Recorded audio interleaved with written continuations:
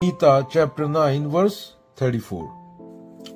तू भक्ति कर, पर भक्ति किताबों की नहीं। भक्ति मतलब तेरा अहम मिटे। अगर किताब से अहम नहीं मिट रहा तो वह किताब कूड़ा है। कोई ग्रंथ भी हो सकता है, कैसी भी किताब हो सकती है। अहम मिटा रही है तेरा तो वो किताब असली है। तेरे लिए प्रैक्टिकल कितना है वो। तेरा अहम मिटे, बस सत्य ही बचे।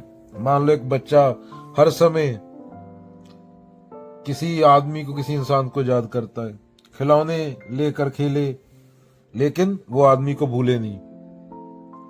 कोई करीबी आदमी है उसको नहीं भूल रहा। खाना खाए पर देखे, भूले नहीं। ऐसे ही कृष्ण क्या बोल रहे हैं, जो भी करो पर मेरा स्मरण बना रहे। और ऐसा समर्पण ही मोक्ष है, टोटल सरेंडर। अगेन, मोक्ष कोई डेस्टिनेशन नहीं है, मोक्ष जर्नी है। ये कोई कर्मकांड नहीं या प्रेम का संगीत है। जब तुम प्रेम में होते हो तो उसमें खो जाते हो। कृष्ण कहते हैं मुझ में खो जा, खोने से ही मिलने का आनंद है। खोने में ही मिलने का आनंद है। जहां मन स्थिर है वहां भक्ति है, और यहां भक्ति है वहां जिद नहीं होती। मुझे सोचो, इसका मतलब है सत्य को देखो भ्रम के परे जाकर। कृष्ण को जानना मतलब खुद को जानना। कृष्ण कोई बाहर नहीं है, अंदर ही है। और जब जान गए तो कोई दूरी नहीं बचती।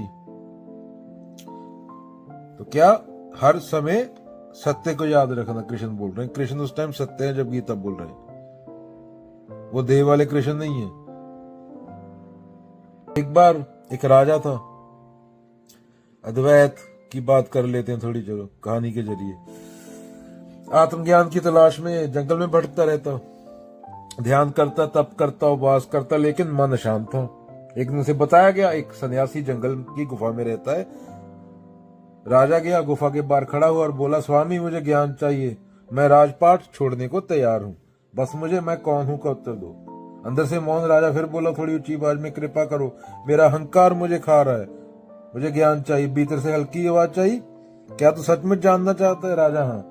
गुफा से एक दर्पण आईना बाहर फेंका गया। राजा चौंका, ये क्या? भीतर से उत्तर आया, जैसे दर्पण स्वयं सुंदर है, ना करूप है ना सुंदर है, बस सबको जैसा है वैसा दिखा देता है, वैसे ही तो दृष्टा है।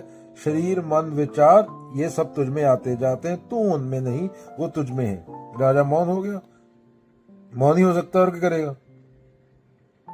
जैसे दर्पण में धूल हो, प्रतिबिंब दिखता नहीं, वैसे ही जब तू मैं मेरे की धूल से भरा हो तो सत्य नहीं दिखेगा, पर दर्पण कभी बदलता नहीं, और तू ही वो शुद्ध दर्पण है।